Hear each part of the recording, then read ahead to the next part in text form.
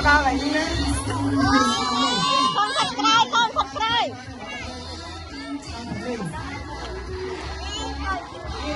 Con đau lại đi đấy. Con này bơi trở lại từ bên đấy. Đi đấy. Hàng phòng. Đấy.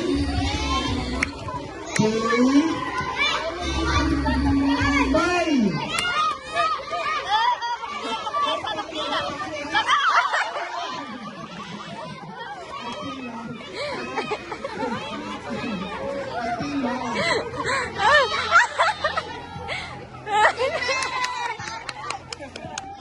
Biết đâu rồi.